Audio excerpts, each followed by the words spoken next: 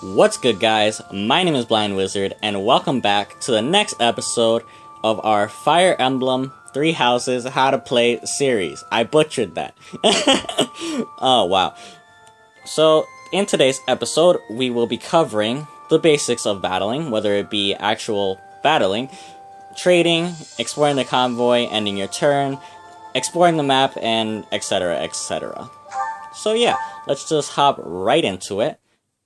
First of all, I want to start this video off by saying thank you if you're still watching this series. I appreciate you more than you know. But yeah, so by this point, I'm guessing you have watched the intro. You have saw that you must help some students out.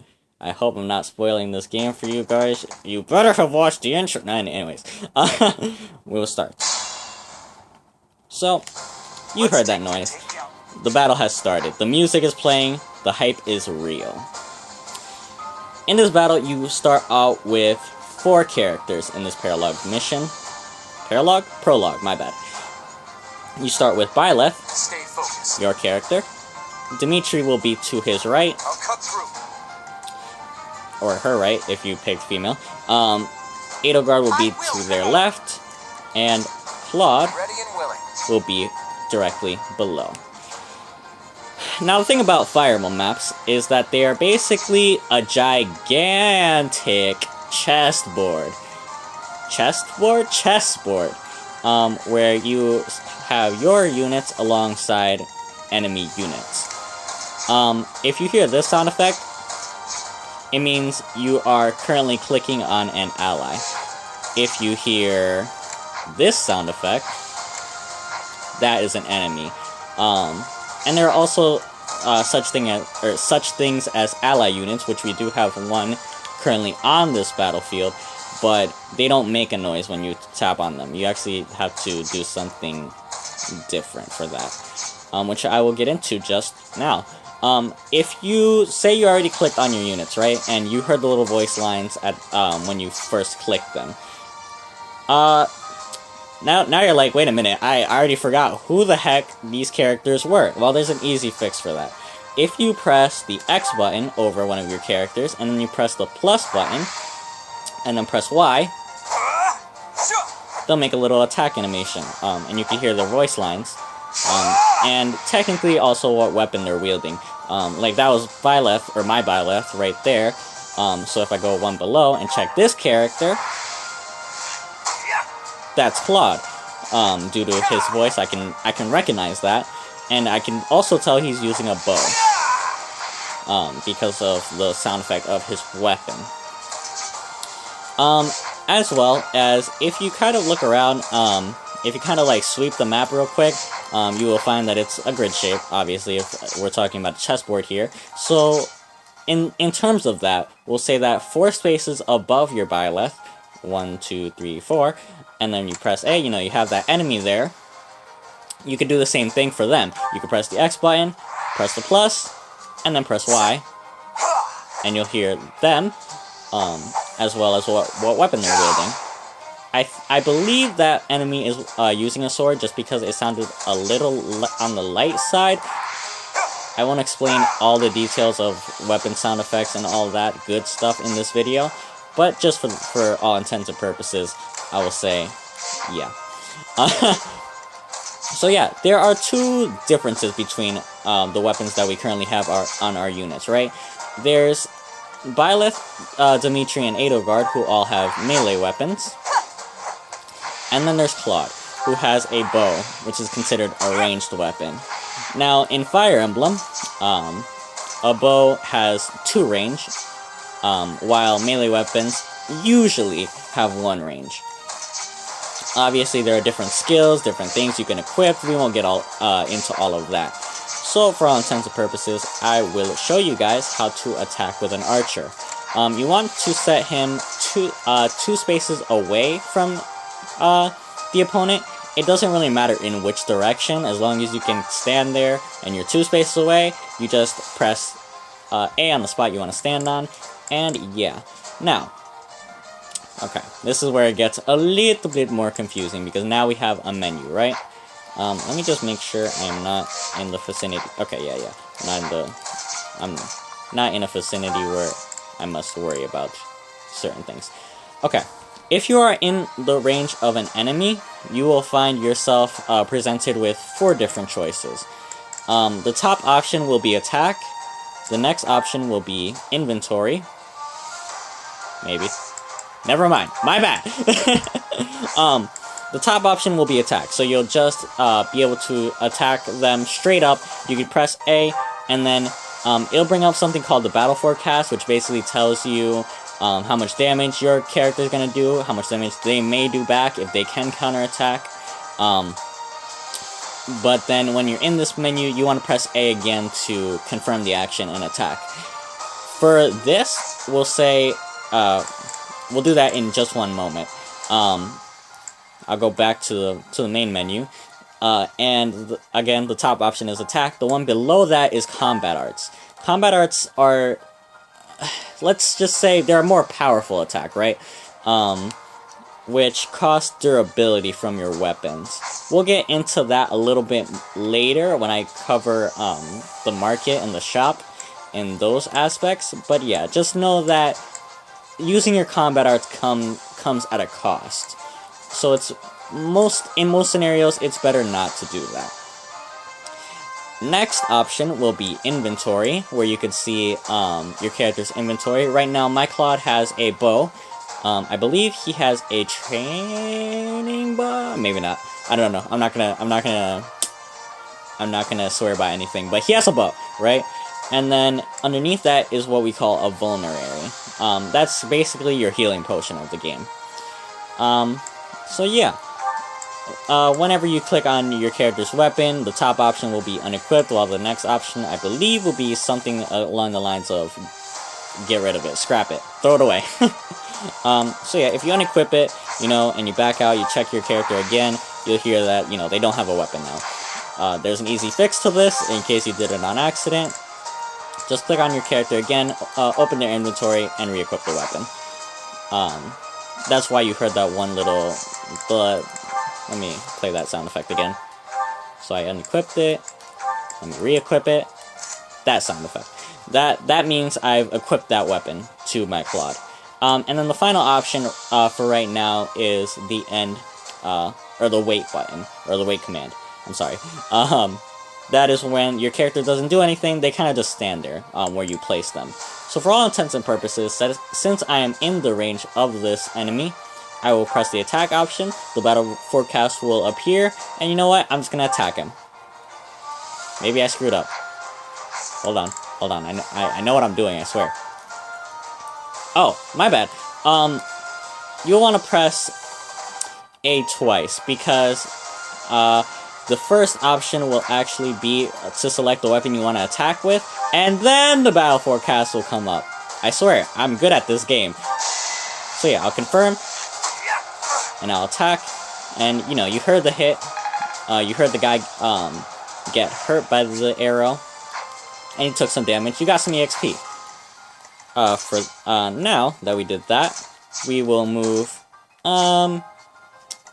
let's see, who do I want to move? Do I want to move Edelgard, Dimitri, Claude? What do I know? Claude. I can't move Claude. I already moved Claude. That's right. Whatever. It's because of you guys that I'm not dead right now. I didn't expect Right. I should have also mentioned that, in this paralogue mainly, I haven't run into many talk conversations otherwise, but there is something called a talk, which will kind of be prioritized over everything else, and that's when, both characters that are right beside each other will, talk to each other, but it's not really anything groundbreaking, right? So, I'm just gonna attack with my Byleth at adjacent to the enemy and kill him, because that's what we do in Fire Emblem, right? We kill people. And obviously, since I was using a melee weapon, I had to be adjacent to that enemy to actually hit him, since melee. So yeah, I'll move my the rest of my units upwards to kind of just position them ready for the next encounter. Yeah, we'll just skip that dialogue. But yeah, now, the next part I want to mention to you guys is how to distinguish terrain. In this game, or in Fire Emblem in general really, but in this game more, since we do have the zoom in feature, if you press the plus button, you'll zoom in to a third-person view of your characters. And this is pretty helpful for distinguishing what terrain they're currently standing on, right? If you press A on them, like you select them, and then you start moving, you'll hear their footsteps this time, not just the click of the board, or the click of the quote-unquote chessboard, right? And you hear something like this. You're standing on basic terrain. It's like ground, dirt, whatever. Then if you start to hear this, that means you've entered a forest tile or a bush or whatever. This is basically a little bit of special terrain that gives you a little bit more avoid because of this game's accuracy mechanic, and it also gives you a bit more defense to ward against enemy attacks. So I'm gonna place my Edelgard in this forest tile, and then I'll press the wait option just to leave her there, because I know there aren't any enemies in her range. So yeah, let's see. Is there another forest tile that, say, Dimitri can travel into? Let's check. There is. So I will also make him wait in that area as well. Remember, the wait option is the bottom option, no matter what. It'll always be the last option in the menu. And remember, if you do want to get out of the third-person view, you can just press the minus button on the other side of your Joy-Cons, or on your other Joy-Con, my bad, and it'll zoom back out into the chessboard view. Another helpful tip I should add is that if you ever lose track of your units and you hear this, you're bringing up another menu that, oh my god, I don't know what the heck that is, I'm scared. You can just press the R or L button and it'll bring you to one of your characters, and then you can do the whole press X, view what they have. Oh god, that's Cloud. Okay. But yeah. So let me kind of just run through the rest of this map while we get to the trading piece of this. Okay. So now it's the enemy phase. They're gonna attack me. They missed Edelgard, and Edelgard missed, of course, because my luck is pretty bad in this game. LOL! So yeah, they're moving. They're doing their thing. So as we heard, Edelgard got a hit, and she also got hit. I know, that made total sense. But for all intents and purposes, they both took damage. Now, your father, your quote-unquote father, I don't know who you are, you're not my dad, you're not my real dad, has told you to try and use your combat arts, right? Combat arts, again, like I mentioned before, use a bit more durability. For right now, don't worry about your durability if you are going to watch the rest of this video. Shameless plug. Not the rest of this video, the rest of this video series. Shameless plug. But yeah. So we're going to go ahead and use one of our combat arts. We're going to use Dimitri for this one. And like I said before, we have the top option, which is attack. We have the next option, which is the combat arts. Now with this, I believe it'll ask you for the combat art you wish to use. For Dimitri right now, he only has Tempest Lance. Don't ask me how I know these things, I'm just psychic like that. Then it'll ask you what weapon you want to use for it. I'm just going to use his Lance. And then it'll bring up the battle forecast again. So basically, it's the same thing as the attack menu, except as soon as you press it, it'll ask you for what combat art you want to use. Then it'll ask you for the weapon, and then it'll show you the battle forecast. But yeah, with that, I will perform the combat art. And you heard the little whoosh sound effect, the cool little sound effect you heard there. And that'll indicate, you're using a combat art in that situation. So yeah, just to show it off one more time, I'll use it with Edelgard. I'll pick the second option, pick her combat art, pick the weapon, and then confirm the attack. There she got. She used it and killed that enemy. Wow, she's ruthless. She said, you thought you were gonna beat me, but I was already destined to win. So yeah, let me just clean this all up. You have a strange aura. Oh, my bad. I initiated another talk on conversation. Okay, no dodge from our Ballast. That's okay. Yeah.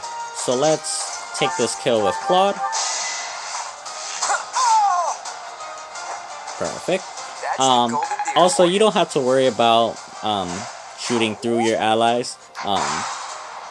Basically think of it as your character is shooting their bow over your allies' heads, quote unquote. Okay, so now we'll get into the next part of this, right? We'll get into trading. Okay, trading is a little bit of a different aspect. It's something that I kind of learned not super recently. It took me a while, because of the more complex menu maneuvering that you have to do with it, right? What I should point out before anything is that your character, your Byleth basically, will have an extra option in every situation in their menu. Whenever you place them on a certain tile on the map, they will have their inventory whenever they're not next to an enemy. Then they'll have trade. Then they'll have... Wait, hold on. Am I not doing this right? Am I not doing... Oh, there might be another talk conversation. Wait, is there another talk conversation? Alright, you know what? Let's try it. Yep, okay. Let me just get this out of the way. Okay, so I got the talk conversation out of the way. So the top option will be their Byleth's inventory, so what they're currently carrying as of this moment. Next will be the trade option, which will initiate a trade with somebody that you select that is adjacent to Byleth. Then it'll bring up the convoy. The convoy is something specific to only Byleth. That's something you will only find on Byleth. No other character has the convoy on them. The convoy basically is your master storage, right? It's basically every item that you haven't brought into battle is in your convoy. We'll get into that later, again, when I talk about the market and all that good stuff in a future video. But for now, oops, I accidentally... Okay, you know what? That's fine. Since I entered the convoy, I actually couldn't move my Byleth, so that's fine. We'll go ahead and... Now, Dimitri doesn't have a convoy on him. I don't think. But I can trade things to him, to my Byleth, and to the convoy if I really wanted to. Or I can pull... I can pull things out and put things into the convoy. For all intents and purposes, we'll do the trade option, and we'll pick Byleth. If you're blind and doing this, I would recommend only having one character adjacent to the one you're initiating the trade with. That way you don't get confused with, who's this character? Who's that character? Am I trading to the correct character? Yada yada yada. Once you press the trade option, and then you press the character you want to trade with, in this case it's going to be my Byleth, it'll bring up two columns that are right next to each other.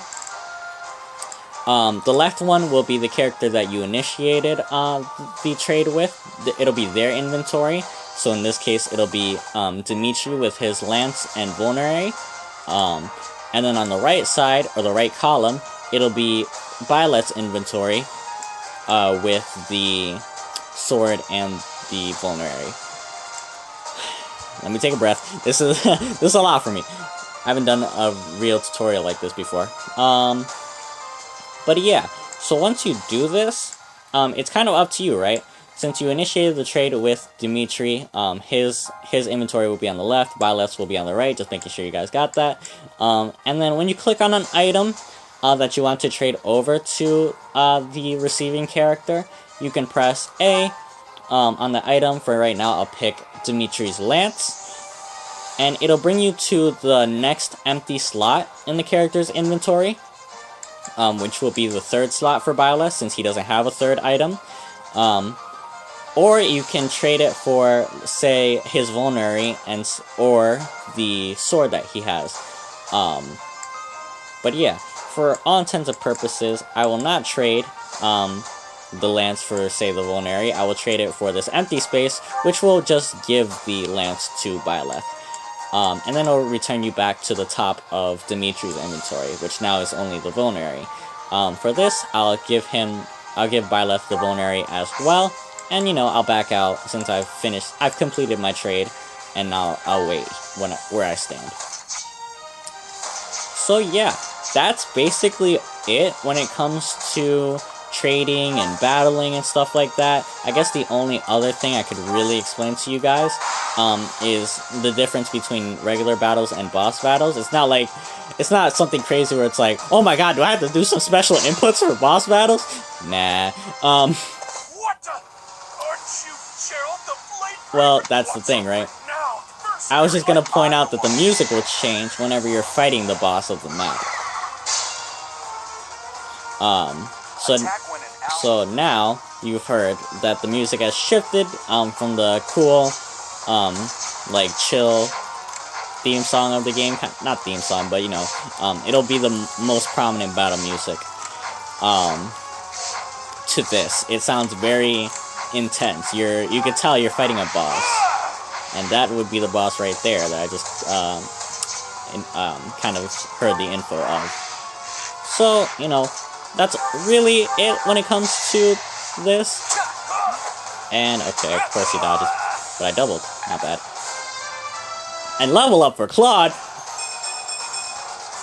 expected as much. Wow, that's convenient. That's actually a good segue. Because you also get level ups as well. And you hear that, and then you get those points in the different stats you get. Obviously, they're randomized, and things, and so on and so forth.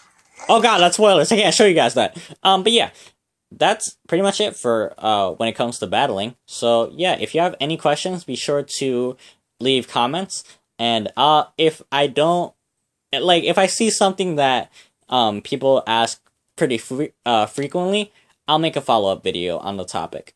Or, pin a comment to the top or whatever. I'll do something about it. I won't leave you guys hanging, I swear. But yeah, with all that said and done, thank you guys so much for watching. And we'll see you guys in the next video. Goodbye, guys.